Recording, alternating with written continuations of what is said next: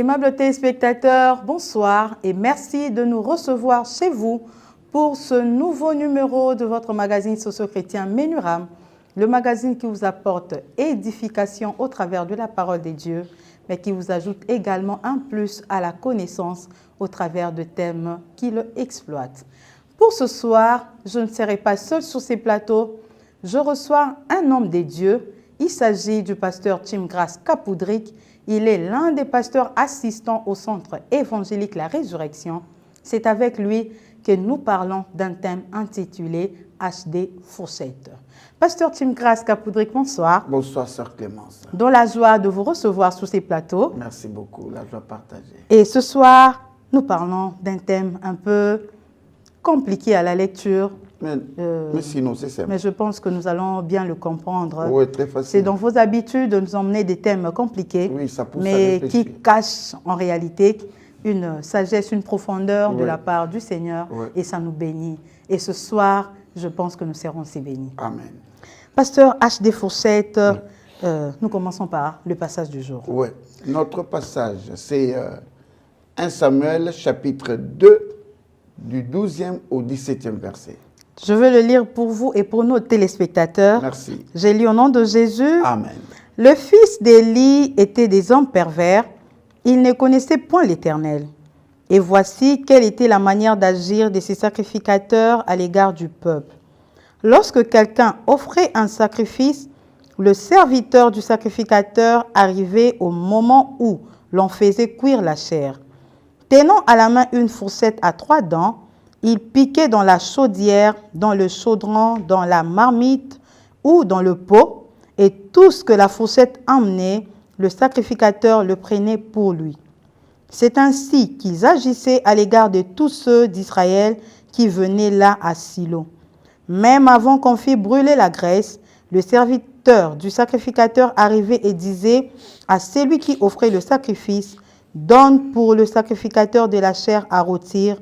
Il ne recevra de toi point de chair cuite, c'est de la chair crue qu'il veut. » Et si l'homme lui disait, « Quand on aura brûlé la graisse, tu prendras ce qui te plaira. » Le serviteur répondait, « Non, tu donneras maintenant, sinon je prends de force. » Ces jeunes gens se rendaient coupables devant l'Éternel d'un très grand péché, parce qu'ils méprisaient les offrandes de l'Éternel. C'était la parole du Seigneur. Que le nom du Seigneur soit béni. HD Fourchette. Ouais. J'ai cherché HD Fourchette. Je voulais lire moi-même pour me rassurer que je vais le trouver dans le texte, mais je pense que c'est caché dans les lignes. Pasteur, que veut dire HD? Simple. HD, c'est simplement, c'est une abréviation qui veut dire homme de Dieu. Homme H comme Dieu. homme, D comme Dieu. Donc, HD, homme de Dieu. Ok. Moi, je crus que vous alliez parler de haute définition. Non. Comprenez, je suis allé en numérique. Vous, c'est dans votre domaine. Nous, dans notre domaine, HD veut dire simplement homme de Dieu. Sinon, l'appellation utilisée ces derniers temps pour parler des serviteurs de Dieu. Ok. Donc, c'est l'appellation qui est en vogue. Oui, en vogue, c'est presque partout maintenant. Donc, quand on veut parler des serviteurs de Dieu, qui est en train de servir Dieu, mais qui n'est pas encore consacré. Ok. Ou sinon, allons un peu plus loin, qui n'est pas encore reconnu comme pasteur. Alors, on dit HD. HD, oui. Donc c'est celui qui a l'appel, il n'a pas l'appel. Bon, ça dépend d'une église à une autre, mais sinon, je vois ça dans les panneaux. Quand on met HD, je comprends que homme de Dieu, c'est celui-là. Son père ne l'a pas encore reconnu. Mais dans les temps, on parlait des bergers. Oui. Peut-être ceux qui sont humbles. Oui. Ils s'appellent frères. S'appelaient frères. Oui, frères. Et aujourd'hui, c'est HD. HD. Donc, HD pour dire que je suis serviteur de Dieu, ne me confonds pas avec les jeunes frères et sœurs récemment arrivés à l'église. On veut juste se démarquer. On dit que je ne suis pas un simple frère. Quand tu l'appelles frère, il dit, mais pas pour non, HD, c'est seulement les hommes. Ou il y a aussi des femmes aussi, on les appelle des HD. Bon, je n'ai pas encore vu là où on a mis une femme HD. Mais je sais que lorsqu'on parle de HD, on présente beaucoup plus les hommes que les femmes. Tu sais que les femmes, on doit dire FD. Peut-être. Vraiment. Pasteur, qui retrouvons-nous dans cette catégorie de HD? Les HD, comme on venait de le dire tantôt, c'est très souvent les bergers, les responsables, mais commençons d'abord les frères zélé. Ok. Un frère qui est trop zélé, qui est dans 3-4 départements, qui fait beaucoup de choses pour l'Église, qui est là à l'intercession, qui est là à l'évangélisation, qui, chaque nuit, il est là, retraite, prière, veillée. Ah, là, c'est un frère zélé. Ce sont les HD. Okay. Mais aussi, il y a ceux qui ont certaines connaissances de la parole à l'Église. Tu es en train de prêcher, tu vois, il complète facilement le pasteur à distance. Il peut donner un verset au pasteur tout en étant assis sur la chaise. Et pourtant, il n'est pas pasteur. Ou compléter la phrase du pasteur. Donc, le pasteur a juste donné, il a commencé juste l'énoncer, puis lui, il termine déjà le passage. Il veut montrer la différence avec tous ceux qui sont à l'église. Moi, j'ai la connaissance. Non, ne vous en faites pas. Tovan Nabam, mais nous ne sommes pas les mêmes. Hein? Okay. Moi, je suis HD. Il ne le dit pas, mais il marque la différence. Mais il y a aussi ceux qui s'expriment bien, qui parlent quand il y a un communiqué à donner à l'église.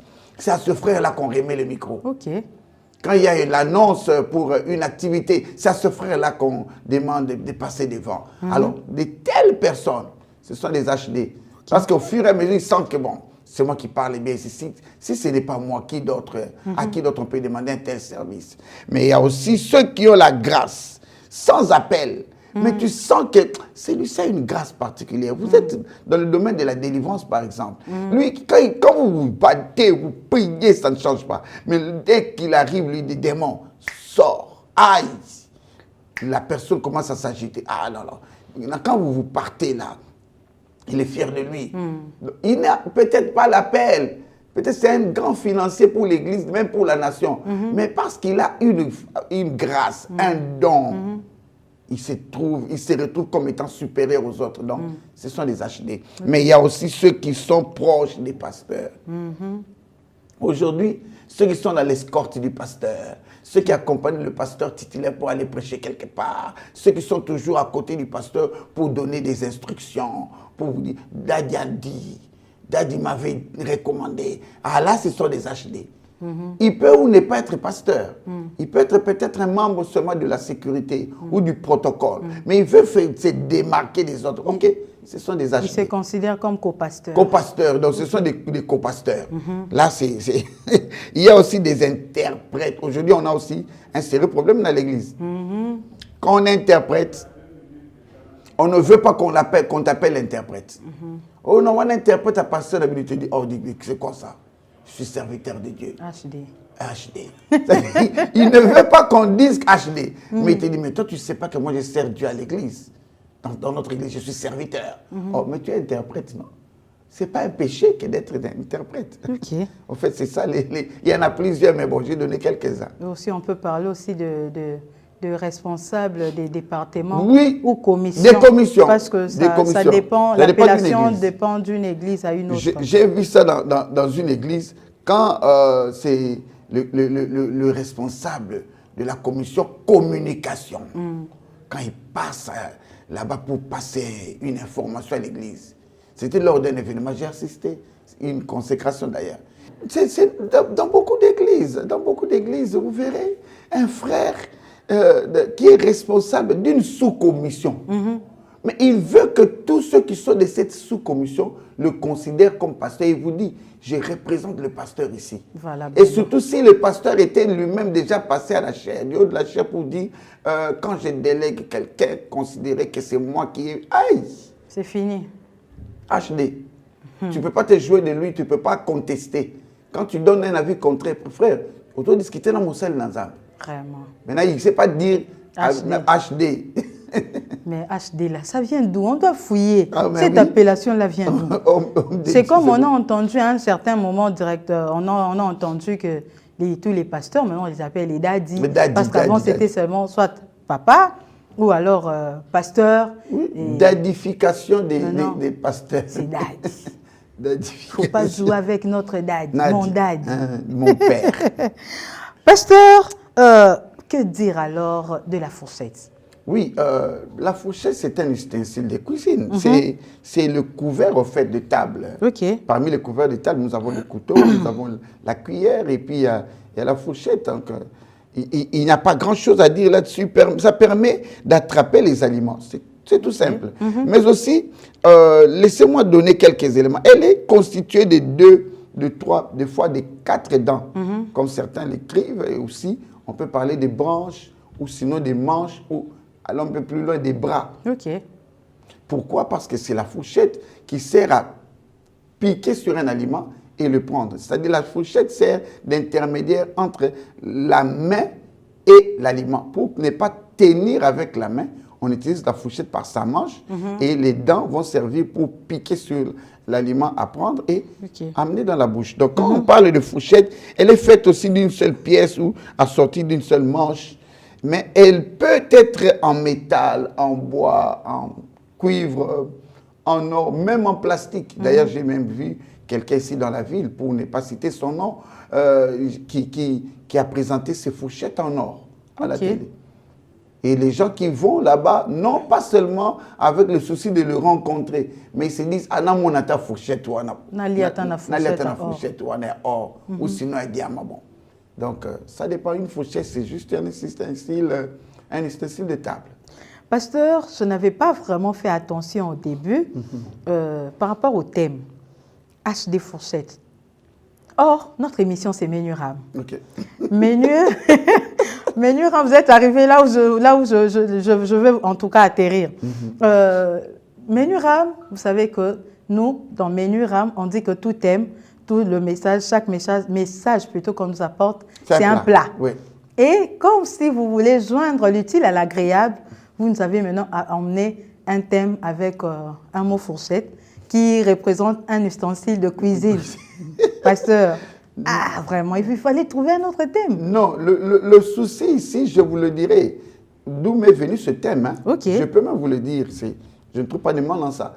Ça fait 1 mois, même plus, j'ai suivi une prédication. Mon père spirituel, le révérend Dominique Ngoïkabouya, que j'ai salué en passant, j'ai suivi une prédication où il était en train de parler des fils d'Élie, il expliquait des choses. J'ai dit, ok. Et j'ai entendu lorsqu'on parlait de fourchette. Vous verrez dans le texte, il y a le mot fourchette. Oui, j'ai vu dans le texte. Là, j'étais à l'église, assis. J'ai l'habitude d'écrire les messages avec mon téléphone pour partager avec tous les bien-aimés qui sont dans la communauté. Alors, en écrivant, je vois le mot fourchette. Je dis, ok, fourchette, mais ces gens sont des HD fourchettes. Je dis, ok, ça viendra, on en parlera un jour. Donc, vous avez pris dans le message de votre père, oui. Vous avez tiré une leçon que je voudrais partager. Que vous avez transformée en message. Et vous nous l'avez apporté. Exactement. Un mets succulent. Exact, comme un mets succulent. Pasteur, quelle différence existe-t-il entre une fourchette à 2 ou à 2 dents et puis à 3 dents? Parce qu'on a parlé des fourchettes à 2, à 3, même à 4. Prenons seulement les cas de 2 et de 3. 2 et 3. En fait, la différence siège sur l'utilisation. OK. Mais en parlant de 2, quand on dit 2 dents, ça veut dire 2 bras. Okay. Ou, je vois dans certains livres où il est écrit 2 branches. OK. Donc 2 doigts, mais c'est 2 bras. Okay. Ou 3 doigts. L'utilisation, ça veut dire quoi? C'est-à-dire, pour les 2, ce qui contient 2 est utilisé pour des aliments délicats. Par exemple, des fruits. Okay. Des aliments qui ne nécessitent pas trop, qui ne pèsent pas trop. Donc, qu'on peut facilement prendre et qui ne va pas glisser, qui ne posent pas trop de problèmes. Par exemple, les fruits. Tu veux manger les salades de fruits, tu les coupes très bien. Tu n'as pas besoin d'avoir une fourchette à 3 ou à 4 dents. Même déjà avec 2 dents, tu peux les piquer et les prendre sans problème. Mais avec les fourchettes à 3 dents, ou sinon à 4. Là, ça exige, c'est impératif. Donc, ça demande une stabilité. Ça assure une stabilité avec les 3 dents. C'est pourquoi les 3 dents sont utilisées beaucoup plus pour les viandes, des mets qui pèsent, des variétés d'aliments, des grandes variétés d'aliments. C'est tout ça la différence. Donc, ça siège au niveau de l'utilisation. Donc, c'est l'utilisation qui marque la différence. Exact. Et par HD fourchette, pasteur, que voulez-vous exprimer explicitement? Nous voulons parler des hommes de Dieu qui prennent des choses par force. C'est-à-dire qui prennent les offrandes par force, qui prennent les biens par force, qui prennent même le fidèle par force. Ok. Maman, comme toi tu pries ici, c'est obligatoire, tes enfants doivent venir ici. Si tes enfants ne viennent pas prier ici, je vous te chasse de l'église. Oh non. Ah non, quand même. Peut-être que la maman vient de recevoir Christ à peine lorsque vous êtes passé par l'évangélisation, mais les enfants priaient à la borne à Kinkanda. Alors, tu n'es pas obligé de forcer la maman de décaper ses enfants de la borne pour les amener chez toi. Non. Ça, c'est prendre par force. C'est de ces gens-là que je parle. Donc, les âges des fourchettes, c'est simplement des pasteurs, des bergers, des responsables, des frères, des chantres, des responsables, des dirigeants, des conducteurs. Lorsque nous évoquons âge des fourchettes, nous faisons allusion à ces serviteurs du sacrificateur qui était à côté du sacrificateur Élie. Qui était à côté du sacrificateur Élie et qui prenait des forces, la portion de viande ou d'offrande donnée à l'Éternel.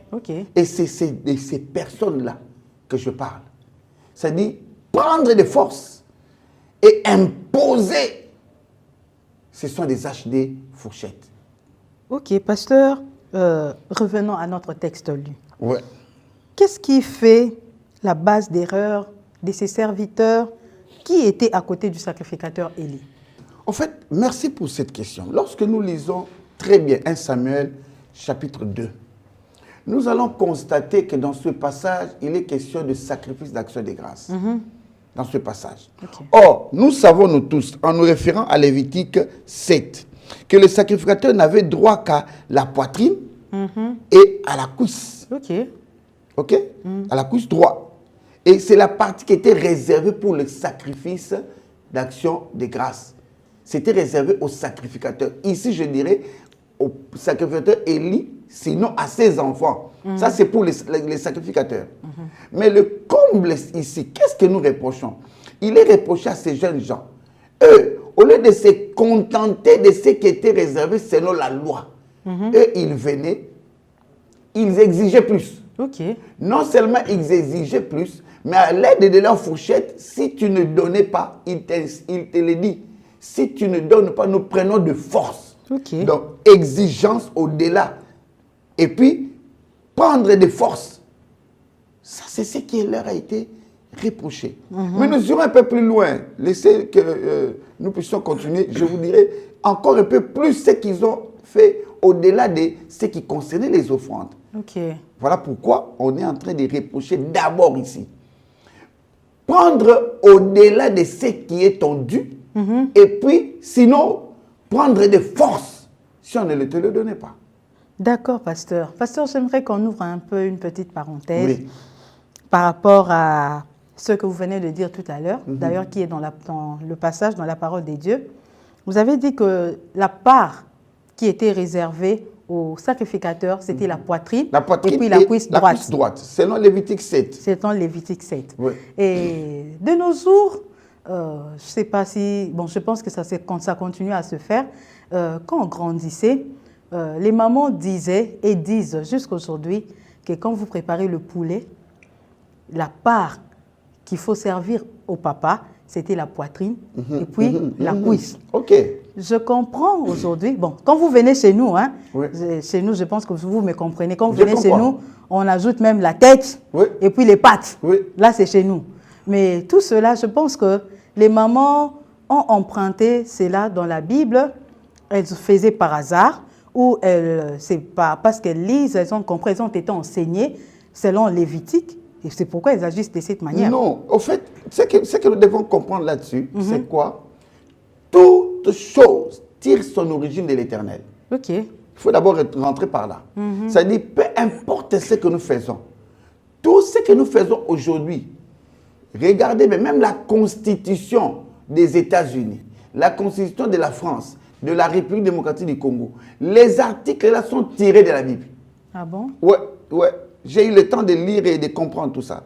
Et aussi, les coutumes de nos ancêtres, les coutumes de nos parents, lorsque nous suivons très bien, ils se sont référés aux enfants d'Israël. Mais ils ne le disent pas. Maintenant, quand d'aucuns essaient de parler d'Israël, non, ce n'est pas question qu'on linga Israël. La référence, la nation choisie par Dieu, auprès de qui Dieu était parti pour donner instruction, que nous avons copié nous tous. C'est Israël. Et tout ce qui s'est fait aujourd'hui dans nos... D'ailleurs, j'ai vu nous, quand on grandissait dans les coutumes Louba, on nous disait, moi, ça, ça la beauté. J'ai pris tout ce qu'on nous disait concernant la femme. Je suis allé vérifier chez les Juifs. C'est pratiquement les mêmes. Donc, je comprends pourquoi on dit que les Louba sont les Juifs du Congo. En fait, ce n'est qu'une référence, mais à dire vrai, la référence, c'est que nous référons-nous tous à l'Éternel, mais on ne veut pas parler en parlant, en disant, non, Eza Mamanza mérite de copier, sinon comment, ma fingi ma coco, non, Eza mon fingi ma cocoté. La référence, ce sont les ancêtres qui sont les fils de Dieu ou les enfants d'Abraham choisis par Dieu pour être le père de toutes les nations. Et il y a aussi des papas qui ne préfèrent pas ces partis. Oui, on peut ne pas préférer. Moi, je préfère l'autre parti. Là n'est pas le problème des préférences. Le plus important, c'est qu'est-ce que Dieu avait dit. Dieu avait donné instruction. Il faut donner telle partie, telle portion au sacrificateur. Respectons, donnons. Il en connaît la raison. Donc, on considère le papa comme le sacrificateur. Le sacrificateur de la famille, évidemment. Il est le sacrificateur. Merci beaucoup, pasteur. Ce n'était qu'une parenthèse et nous l'avons fermée. Par rapport au texte lu, j'ai compris qu'on parle beaucoup, on parle d'offrande. On parle d'offrande d'action de grâce. Et c'est un peu, pasteur, de nous expliquer, de nous citer quelques types d'offrandes dans l'Ancien Testament pour une bonne compréhension. C'est une matière vaste. Si j'étais à côté de mon professeur, l'israéologue, le prophète Eli Mafuta, il m'aiderait facilement à l'expliquer. Vraiment. Mais laissez-moi donner quelques éléments seulement. Parce que, à dire vrai, il y a plusieurs types d'offrandes dans l'Ancien Testament. Mais moi, je peux donner 3-4. Il y a l'Holocauste. L'Holocauste, c'est quoi? C'est l'offrande de consécration totale à l'Éternel. C'est lorsqu'on veut faire une offrande de consécration. Ah, tu parles au sacrificateur. Ah, je vais faire une offrande de consécration de ma vie ou de la vie de mes enfants. Alors, voici ce qu'il faut amener. Ce qu'on amène là pour la consécration s'appelle Holocauste. Deuxième type d'offrande, l'offrande végétale. Offrande de céréales, d'huile, de vin. Ça symbolisait la dépendance de l'homme envers Dieu pour sa subsistance. Ça, c'est une offrande que je vois de moins en moins aujourd'hui. Ça, il faut qu'on le dise. C'est très difficile de voir à l'église où quelqu'un amène 2-3 paniers de mangue, 2-3 paniers de céréales. Ah non, ça devient de moins en moins. Et puis, il y a le sacrifice de communion et puis le sacrifice d'action de grâce. C'est juste pour montrer la communion entre l'homme et Dieu. Ça typifie Christ carrément.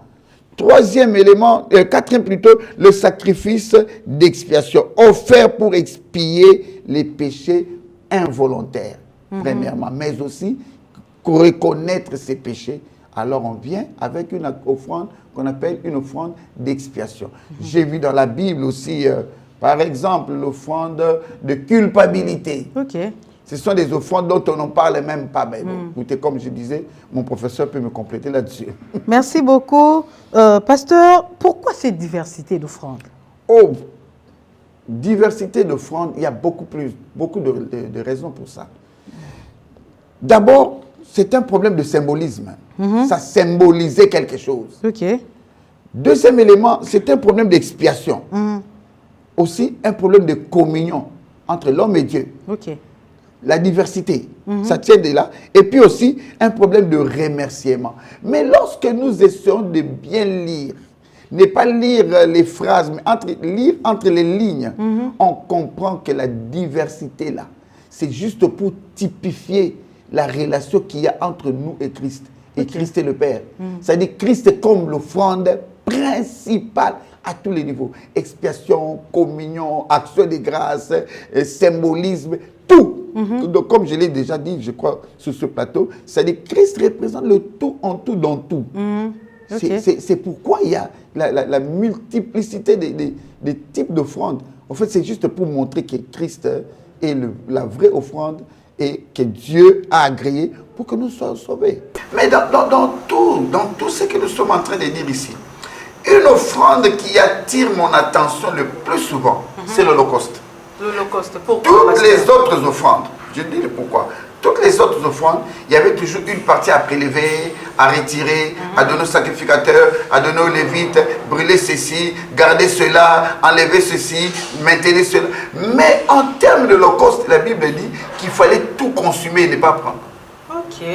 Parce que ça représentait la consécration, se consacrer à l'Éternel, exigeait qu'on consume le tout pour l'Éternel. Même le sacrificateur, il arrivait qu'on retire peut-être la peau. Pour raison comment on appelle ça en termes, j'ai dit, parce que ce sont des Lévites. Ok. Pour les Lévites, parce qu'ils n'ont pas de droit de terrain, ils n'ont pas le droit de travail, ils n'ont pas le droit de ceci ou de cela. Alors, leur rémunération passait par les offrandes. Leur rémunération, c'était tout à fait ça. Mais, à dire vrai, j'aime l'Holocauste. C'est-à-dire tout consumer pour l'Éternel. Pourquoi je l'aime? Parce qu'il faut prendre nos vies comme l'Holocauste et donner tout à l'Éternel. Merci beaucoup, pasteur. On a parlé des offrandes. L'Holocauste, nous avons compris. Nous avons parlé de sacrifice, on a parlé d'offrandes. Mais pasteur, quelle différence existe-t-il entre l'Holocauste, plutôt un sacrifice et une offrande? Oh, ça c'est une très grande question. Pasteur, dites un mot s'il vous plaît. Une offrande, en des termes simples, une offrande n'est qu'un don volontaire. Oui, une offrande, ce n'est qu'un don volontaire. Un don volontaire et une nature variée. Ça peut être matériel, ça peut être, peu importe, matériel ou immatériel. C'est-à-dire on peut amener une offrande comme l'argent, on peut amener une maison, on peut amener un stylo, on peut amener une maison, une voiture, on peut amener même un terrain. Une offrande, ça se fait dans le souci de remercier ou sinon de reconnaître un bienfait. On passe à une offrande. Mais un sacrifice, ça entre dans une autre dimension. C'est une cession volontaire, mais qui implique le fait de renoncer à un bien qui pèse. Un bien qui te dit, ça c'est un sacrifice. Renoncer à quelque chose de valeur, tu dis, oh, ça c'est un sacrifice. Donc tu donnes, mais tu as mal. Oui, comme Dieu, il a tant aimé le monde qu'il a donné son fils. Les gens pensent que c'était facile de prendre le fils unique. Regardez un peu Abraham, comment il est en train de donner Isaac. Il va, oui, mais il sent que ce n'est pas facile. J'ai attendu ce fils. Même s'il avait dans son esprit qu'il ressuscitera. Mais c'est mon fils. Ça, c'est Dieu. Il donne son sacrifice. Tu vois la différence? Un sacrifice peut être une offrande. Mais toute offrande n'est pas un sacrifice. Là est le problème aussi aujourd'hui à l'église.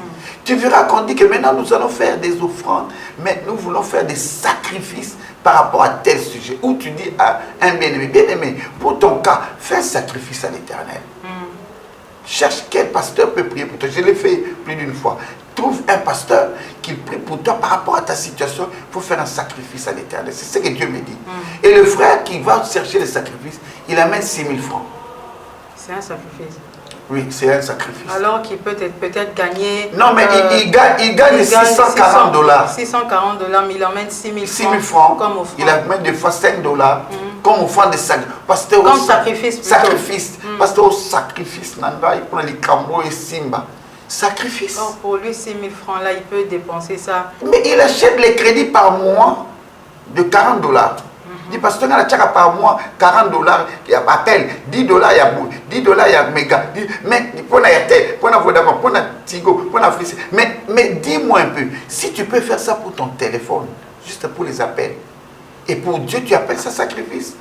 Il dit, bon, pasteur, moi, si je te donne mon argent, tu vas en faire quoi? Est-ce que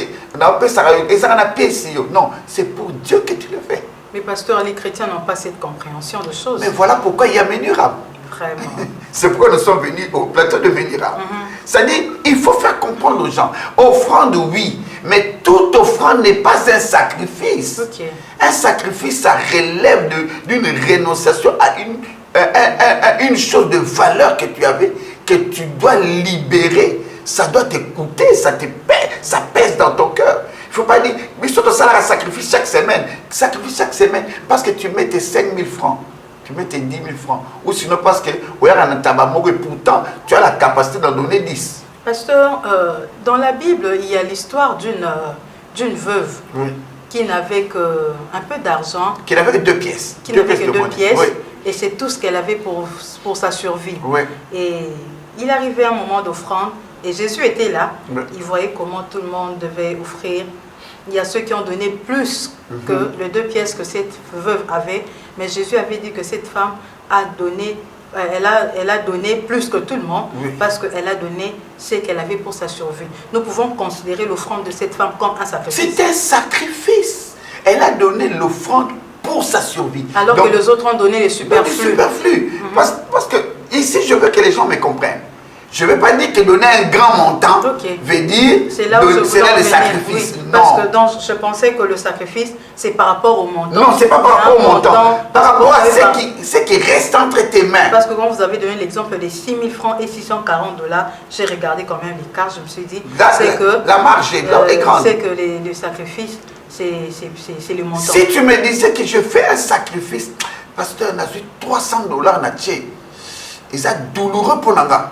Parce que je vois maintenant les enfants doivent aller à l'école, les enfants doivent faire cela, mais je fais ça parce que cette situation doit changer.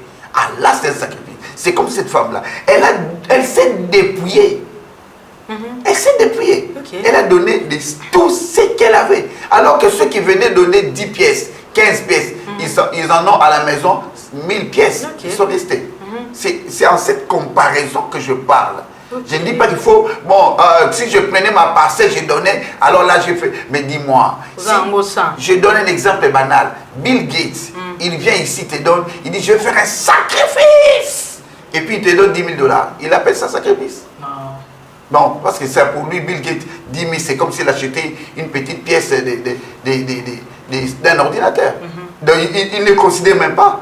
C'est pour que lui, je ne vais pas voulu citer les Congolais ici, pour ne pas avoir des problèmes. C'est mieux. Pour qu'il nous dise sacrifice, lui, à son niveau, il faut qu'il nous dise combien il peut faire, ce qui va lui coûter. Parce que déjà, les fibres optiques qui sont dans la parcelle, c'est 80 km de fibres optiques. On peut aller à la Pétentique ici pour demander 80 km de fibres optiques dans une maison.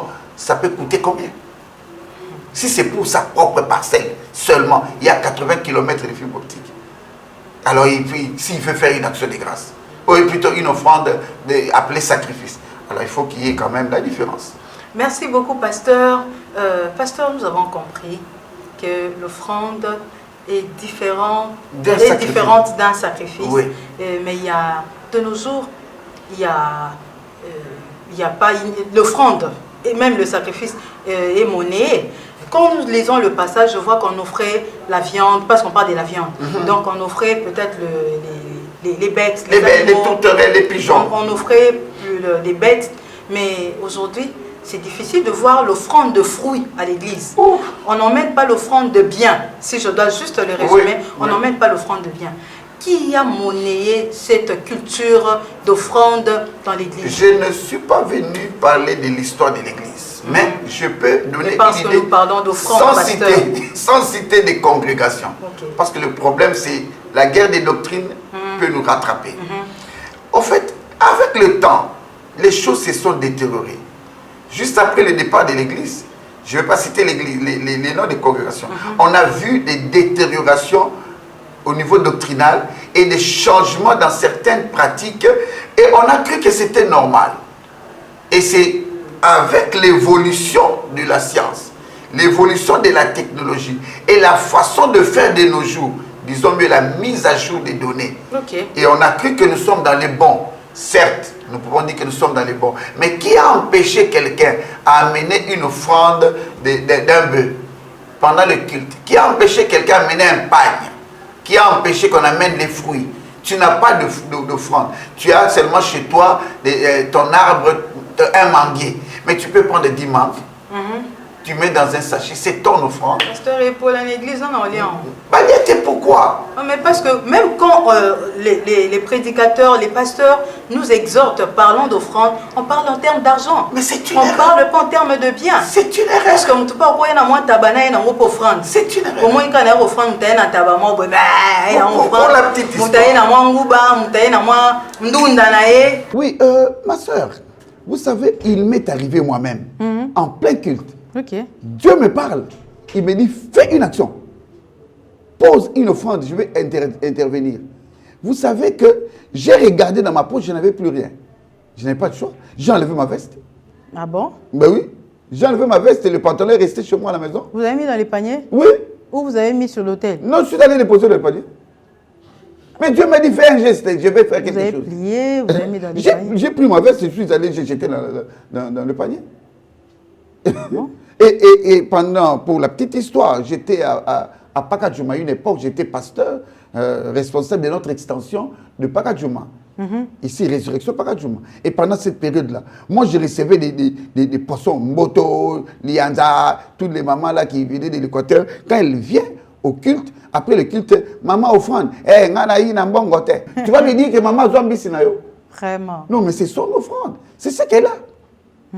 La Bible dit que celui qui donne, donne avec joie. Il est venu donner avec joie. Okay. Elle a donné son poisson, d'autres amené un peu de riz. Papa, et puis elle donne. Et j'étais dans la joie de recevoir, de percevoir tout ça. Okay. C'est son offrande. Il faut qu'on dise à l'église, arrêtons, même lorsque nous exhortons sur les offrandes, nous sentons que nous ne parlons que d'argent. C'est ça. Non, mais c'est une erreur. Il y a des personnes qui sont sur place là. Il n'a rien. Mais dans son sac, il a une montre. Il avait reçu peut-être 2-3 montres qui venaient de l'Europe, peut-être. Mais il s'est dit, on demande ici de l'argent, moi aussi, je n'ai rien. Il ne donne pas d'offrande. Et puis elle rentre à la maison, cette personne-là va souffrir. Et pourtant, elle était prête à faire une offrande aussi pour être bénie. Alors, laissez la liberté aux gens de fonctionner selon que Dieu leur a demandé de faire. Okay. Si c'est une montre, qu'elle dépose sa montre. C'est une offrande.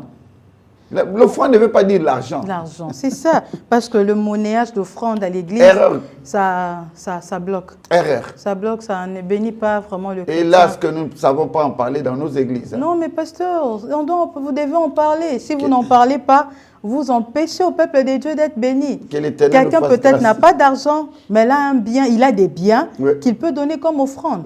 Mais si vous ne lui dites pas, et surtout dans notre culture, nous savons que l'offrande, c'est l'argent. Ce n'est pas un bien, c'est l'argent. Donc, on est hésitant de donner un bien comme offrande. J'ai vu un homme de Dieu qui recevoir comme offrande. On est venu lui apporter une belle paire de baskets.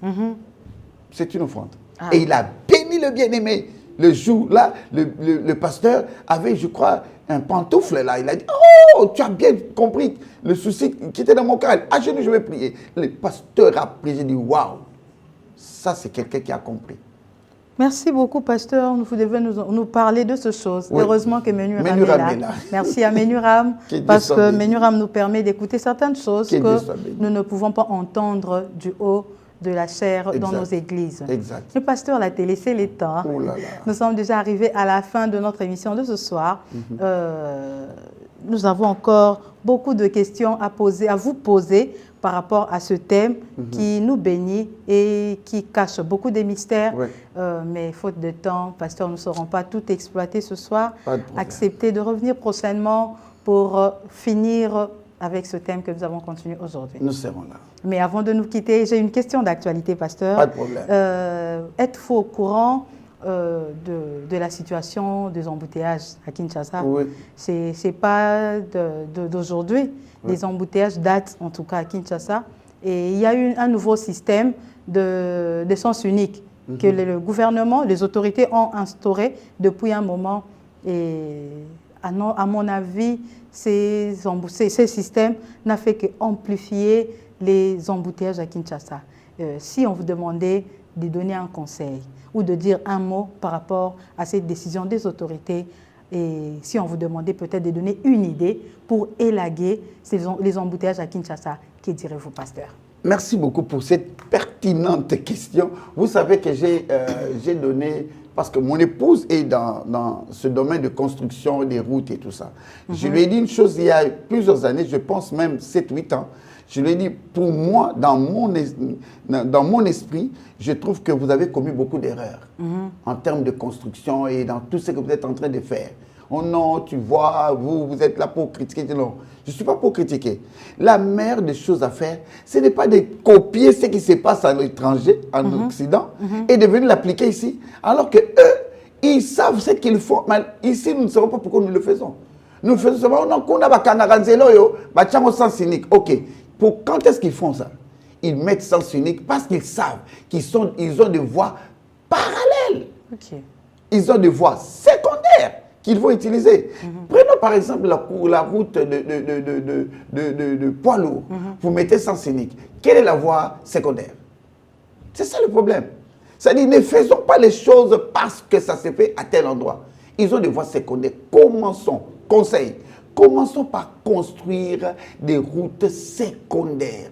Regarde à Limité, à l'intérieur de Limité. Vous avez déjà constaté qu'à l'intérieur de Limité, il y a un embouteillage. À l'intérieur, 10e rue, 9e rue, 8e rue, 7e. Là, à l'intérieur, il y a un embouteillage. Pourquoi il n'y en a pas? Parce qu'on dira que c'est le quartier présidentiel. Non. Parce que dans ce quartier-là, il y a tellement de voies qui sont aménagées. Gloire à Dieu, depuis que le président est là. Ils sont aménagés, mais non seulement là-bas, à Lemba, à l'intérieur de Lemba. Vous avez déjà vu qu'il y a un embouteillage monstre à Lemba, les véhicules ne bougent pas? Non, ça n'existe pas. Pourquoi? Parce que quand ça ne va pas, on peut prendre des routes secondaires à l'intérieur seulement de Lemba. Devant la commune de Lemba, il y a des voies. On a la possibilité. Pourquoi ne pas multiplier d'abord les routes secondaires? Tenir compte de tout ça. Est-ce que la route, comment on appelle ça, après Kianza, la route qu'on venait de... Kikwit. La route Kikwit là. Ne trouvez-vous pas que ça vient décanter certaines situations qu'on avait entre rond-point Gabé, Super Lemba, et puis Super Lemba échangeur illimité? Ça nous a aidés. Mais pourquoi on ne peut pas multiplier des routes secondaires pareilles? 3, 4, 5 par commune? Et ça va nous désengorger de cette situation.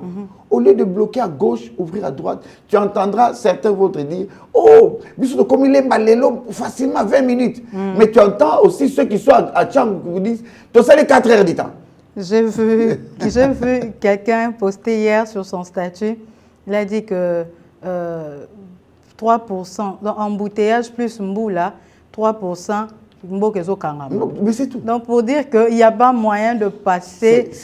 Je ne veux pas parler contre le gouvernement, s'il vous plaît, mais je veux donner un conseil. Allons dire à ceux qui ont instruit de retirer leur instruction, de changer de méthode. Nous ne sommes pas en Occident. Commencez d'abord par créer des voies secondaires. Et les voies secondaires vont nous aider au fur et à mesure. Souffrons d'abord avec la première méthode là. Les premiers embouteillages sont mieux que ce que nous vivons maintenant. Vraiment. Retournons aux premiers embouteillages. Maintenant, battons-nous pour qu'il y ait tellement de voies secondaires qui vont permettre à ce que, lorsqu'il y a un problème à Lemba, on peut entrer à Matete par 2 ou 3 voies. Lorsqu'il y a un problème à Matete, on peut entrer à Djili par 2 ou 3 voies. Imaginez-vous un peu, lorsque le pont Djili est bloqué, tout est bloqué. Vraiment. Pourquoi on ne créerait pas une autre voie pour éviter la route du pont Djili? Pourquoi pas? C'est juste ça. Merci beaucoup, pasteur. Il y a un bien-aimé qui m'a fait rire dernièrement. Il me disait, on était en train de parler entre nous, il me dit, donc comprenez que, pour dire que comme les embouteillages à Kin ne se terminent pas, alors donc ça nous fait rire, ça nous fait rire, mais ça pousse à réfléchir. Merci pasteur, c'est par ces mots que nous bouclons notre émission de ce soir.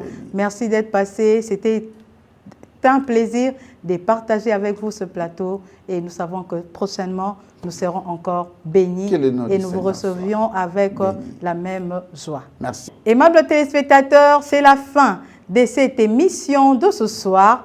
Nous avons abordé un thème intitulé HD Fourchette avec le pasteur Chimgras Kapoudrik, un thème qui parle des serviteurs de Dieu qui font les choses à leur manière, qui prennent les choses par force. Nous ne l'avons pas achevé faute de temps. Je vous donne donc rendez-vous pour le jeudi prochain à la même heure avec le même invité pour suivre le même thème, surtout avec la même équipe. Quant à moi, je vous dis de vous porter bien et au revoir à la prochaine.